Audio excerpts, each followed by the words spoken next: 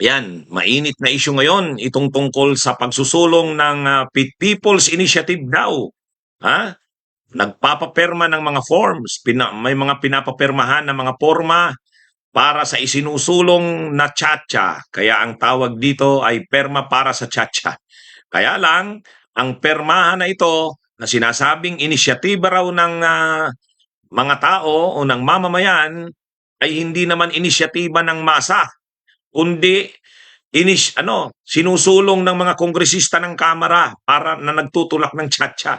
Sa pagsusulong na ito ng perma para sa tiyatsa ay nagkakabayaran ng pera. Kaya ang titulo ng ating kwentuhan ngayon, bayaran sa perma para sa tiyatsa.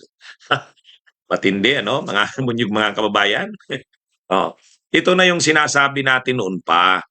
Ito kasing si Martin Romualdez, ang speaker ng Kamara, may panahon, okay naman. Pero sabi ko nga, may panahon, mangingibabaw din ang totoong kulay diyan.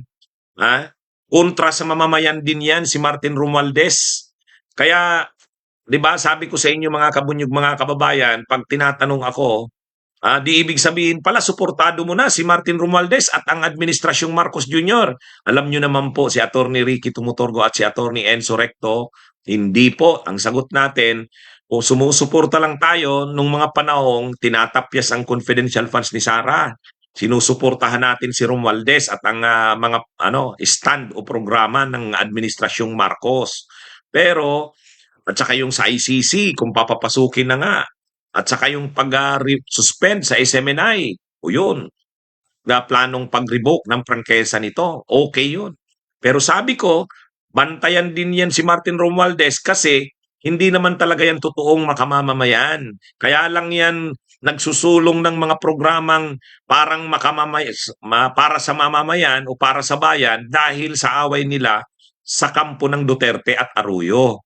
Pero sa kaibuturan yan, corrupt din yan at trapo, yung Marcos Jr. at Romualdez. Ito na nga, itong tiyatsa na sinusulong, bago pa nagtapos ang taon, si Martin Romualdez mismo ang nag-anunsyo niyan. 'Di ba sabi ni Martin Romualdez, sa susunod na taong 2024, priority namin sa Kongreso, sa Kamara, ang pagsusulong ng tiyatsa. O yun. Sinigundahan din siya dyan, Nino. Sinigundahan din siya ng majority floor leader na si Manix Dalipe. Sinundan pa ng pahayag ni Aurelio Dong Gonzales, ang senior deputy speaker. Tapos ngayon, ano nang nangyayari? Mahaba yung break ng mga kongresista. Simula sila December 13 yata. Tapos babalik sila January 23 na. So habang nakabakasyon sila, mahaba naman ang panahon ng bakasyon, tinitipon ng mga kongresista sa kanyang mga distrito, sa kanilang mga distrito, yung mga municipal mayors, yung mga LGUs. Tapos pinapagalaw para magpaperma sa tiyatsa o papalabasin People's Initiative. Dahil hindi naman talaga pwede na ang mag-initiate ng pagpapaperma sa tiyatsa ay mga kongresista. Kasi People's Initiative ang People's Initiative ay isa sa mga modes of amending the Constitution. Ibig sabihin, aamindahan ng ang provisions ng Constitution sa inisyatiba ng masa o ng mamamayan. Kaya nga People's Initiative. Pero dito, ang nangyayari, yung paperma, yung form na kumakalat, hindi naman initiative ng masa, hindi inisyatiba ng masa. Ang nag-initiate o ang mastermind, nagsasagawa, ay mga kongresista. Siyempre yung mga kongresista sa iba't ibang distrito ng bansa, may hawak silang mga local government units, mga LGUs, yung mga mayors, kanila hawak nila yan eh. So tinitipo nila ngayon yung mga mayors para yung mga mayors naman, titipunin yung mga kapitan nilang hawak, ito yung magpapaperma sa masa. May 100 pesos daw na nakaalat para sa bawat perma o 100, 100 pisong bayad para sa perma. Bawat taong pipirma may 100 pesos. Sa pagtitipon ng mga mayors, binigay na yung 50% ng pera. Ang nag-reveal nito si Congressman Ed Selagman ng Albay.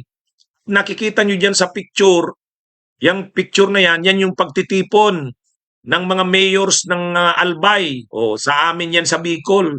O kami kasi nila Leni Robredo sa Camarines Sur kami, Naga City. Pero sa Albay doon, sila Adsilagman, katabi naming probinsya yan. Doon si Salceda, saka si Edselagman. Yung Ako Bicol Party List, yung Ako Bicol Party List po yan, matagal na yung party list ng Bicol. Ang leader po niyan ngayon ay si Congressman Elizaldico. Si Elizaldico, napakakapangyarihan yan sa Kamara ngayon. Bakit? Kasanggang dikit yan ni Romualdez. Bakit po? Si Congressman Elizaldico ng Ako Bicol Party List, kasi yan ang may hawak ng makapangyarihang House Appropriations Committee. Pag ikaw yung chairperson ng House Appropriations Committee, ikaw ang may control ng pondo. Ikaw ang point man. Ikaw ang point person ng speaker pagdating sa pondo. O, si Congressman Elizaldico ng Ako Bicol. Kaya nakakahiya itong party list na ito ng mga Bicolano. O, kaya lang dahil marami talagang pera yan, ang Bunyog naman walang pera, kahit Bicol din ang Bunyog eh. Party list din ito sa Bicol, tayo po ang first nominee niyan, hindi tayo nanalo kasi wala naman tayong pera. Pero yung Ako Bicol, malaki ang pera niyan. Maraming pera yan. Ang dating niyan, congressman na umuupo para diyan sa Ako Bicol, itong si Attorney Alfredo Garbin Jr. Si Alfredo Garbin Jr. Si Alfredo Garbin, dating congressman ng Ako Bicol Party List. Kaya lang nagtumakbo itong mayor ng Legazpi City, si Mayor Alfredo Garbin ng Ako Bicol, kaya hindi na siya ngayon nasa Kongreso. Pero siya ngayon ang nagsusulong ng tsa-tsa, itong si Alfredo Garbin ng Ako Bicol. Kaya tinipon yung mga mayors ng Bicol, sabi ni Congressman Ed Silagman, kasi Bicolano rin, taga-Albay rin si Lagman, sabi ni Lagman, tinipon yung mga mayors, nagsumbong sa akin, nakarating sa akin na may pormang pinapaikot, papapermahan daw sa mga tao, may 100 pesos bawat perma. Kaya ang title ng ating kwentuhan ngayon, bayaran sa perma para sa tsa-tsa. Nakakasuka itong mga kongresistang itong mga leaders ng Ako Bicol na to. Pero mga tao ito ni Martin Romualdez, sila Elizaldico, yan. Kasi House Appropriations Committee yan, mga kabunyog. Yan ang yung malamang yung unprogrammed funds na yan, 450 million pesos. Maniubra yan nila Elizaldico ng Ako Bicol Party List at saka ni Martin Romualdez, gagamitin talaga sa tsa-tsa, gagamitin sa tsa-tsa eh. Panoorin natin yung balita para mayroon tayong ebidensya ng ating pinag-uusapan para makita nyo po kung anong nangyayari. Okay? O ito po mga kabunyog.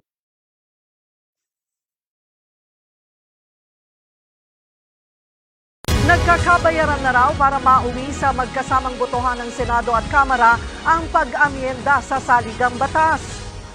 Giit ng isang senador, hindi for sale ang konstitusyon. Nasa frontline ng balitang niya, si Marian Enriquez. Kuha ang mga litratong ito noong January 5 ng hapon sa isang hotel sa Legazpi, Albay. Pagtitipon niya ng mga municipal mayor ng Albay, kasama na sina dating Ako Bicol Party List Representative Alfredo Pido Garbin Jr. at ang ngayoy congressman na si Jill Bongalon. Ang pinag-uusapan nila sa pulong na yan ay ang pagsulong sa People's Initiative para sa pag-amyenda sa saligang batas. Sa form na ipinaikot sa event, nangihingi sila ng pirma sa mga tao para paboran ang magkasamang pagboto ng Senado at Kamara base sa nakasaad sa Article 17, Section 1 ng Konstitusyon. Madalas pagtalunan ng bahaging yan ng batas dahil ang nakalagay lang ay pwedeng amyendahan ng konstitusyon kung makakakuha ng 3/4 ng boto ng mga mambabata sa Kongreso. Hindi malinaw na sinabi kung dapat ba magkasama o magkahiwalay na boboto ang Senado at Kamara. Mangyayari ang gusto ni Garbin at Bongalon na voting jointly o magkasamang pagboto kung represented ang kanilang People's Initiative ng 3% ng registered voters kada legislative district alinsunod sa batas. Pero giit ni Albay 1st District Representative Ed Salagman, kung magkasama ang pagboto, lugi ang 24 na senador kumpara sa higit 300 na kongresista. Nagsumbong din daw kay Lagman ng ilang alkalde na may namimigay daw ng pera sa pagtitipon kapalit ng pirma ng mga registered voters sa kani-kanilang lugar para maabot ang 3%. 100 pesos daw kada boto ang bayaran. Doon sa meeting na yon, nabigay ng 50% ng 100 pesos per voter. Ang sabi, susunod yung balance na 50%. Kaya yung mga alkalde ay nakatanggap ng partial para doon sa pambayad sa mga pipirma sa petisyon. Hindi malaman kung saan galing ang pondo. Welta naman ni Garbin, tanging pagsulong lang sa paraan ng Ayan, mamaya na yan tungkol sa sinabi ni Garbin. Napanood nyo mga kabunyog, mga kababayan. Di ba? Nagkakabayaran. Nangyayari ito doon sa amin, sa Bicol. Mga tao ni Romualdez, itong Ako Bicol Party List, itong sila Garbin, sila Elizaldico, kasi si Elizaldico, siya ang House Appropriations Committee Chair. Paano mo ngayon masasabi yan na inisyatiba ng masa? Kasi pag sinabi mong People's Initiative, inisyatiba ng masa eh. Ibig sabihin, gusto ng masa na baguhin ang provisions ng konstitusyon. Kaya nag-i-initiate sila ng perma. Ay dito ang nag-i-initiate, hindi naman masa eh. Mga kongresista ng Kamara eh. Mga kakampi ni Romualdez eh. Kaya ito talagang si Romualdez. Hindi ako sold out dito sa lahat ng pagkakataon.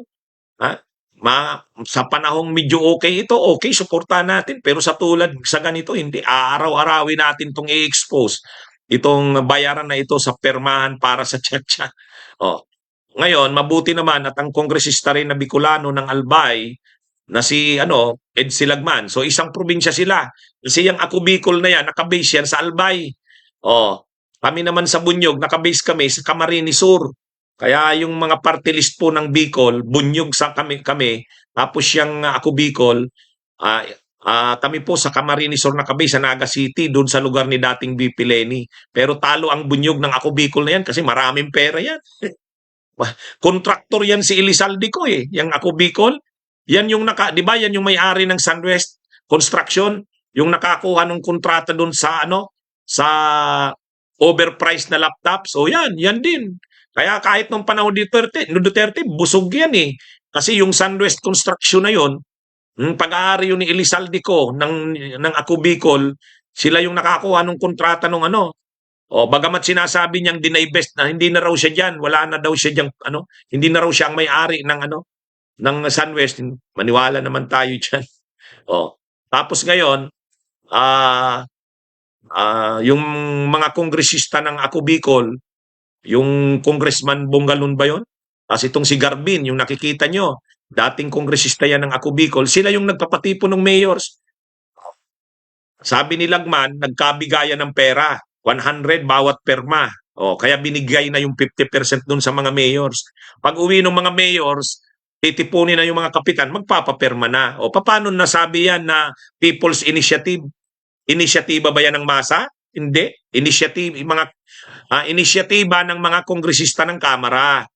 Hindi yan totoo na initiative ng masa. Ngayon, ang paliwanag naman ito ni Garbin, pinagtatanggol niya, wala naman daw masama sa ginawa nila. Ito paliwanag niya. peso ang layo ng kanilang pulong at walang nangyaring bayaran. Pinapaintindi muna yung pinipirmahan and bago maintindihan ng registered voter, saka lang pumipirma. Allegations on flow of funds or money, that's a wild and baseless accusation.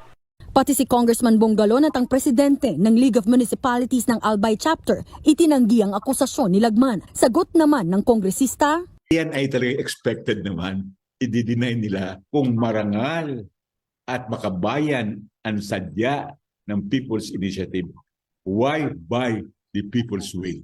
nangangamba rin si Lagman na maaaring nangyayari na rin ito sa iba pang lugar. May nakarating nga raw sa kanyang nagkakabayaran na rin sa Quezon City bagamat hindi pa yan verified. Kinundena naman ng kapatid ng Ayan ang totoo, Kahit nga yung mga followers natin at subscribers, nagpapaabot sa akin. May mga galing Zamboanga, may mga galing ng Mindanao, may mga galing ng Visayas. Attorney, alam mo ba ito? Pakidiscuss nito. Sinend sa akin yung picture ng forma. Nagkakabayaran daw doon, pinapapirma ang mga tao. Kaya totoo yung sinabi ni Congressman Edsel Lagman, sa iba't ibang lugar ng Pilipinas, nagkakapirmahan na rin. Talagang corrupt itong mga ano na to. Mga trapo talaga itong mga kongresista ng Kamara, mga kabunyog, mga kababayan. Kung nandyan tayo sa Kongreso, kasama tayo ni Edsel Lagman, talagang ikukundi na natin itong peking People's Initiative na to. People's Initiative, inisyatiba daw ng masa, pero mga kongresista ang nagpapapirma. Ay, sus, mga kabunyog. At para pumirma ang mga tao, nagkakabayaran. Ay, ang tindi. Yan na po ginagamit yung mga unprogrammed funds. Kaya pinalakihan na 450 billion. O paano nila babawiin yung ginagastos dyan sa pagpirma na yan? Doon kukunin yan sa mga unprogrammed funds na yan. Kaya grabe, mga kabunyong. Bulok na talaga ang nangyayari sa ating bayan. Okay, so sige po. Update ko na lang po uli kayo dito sa isyung ito. Bunyog, halikan na kasama ka. Bunyog, kapag buklod ay may pag-asa. Luzon, Visayas, Mindanao, isa ang pananaw. Sa bagong Pilipinas ang bunyog isisigaw. Bunyog.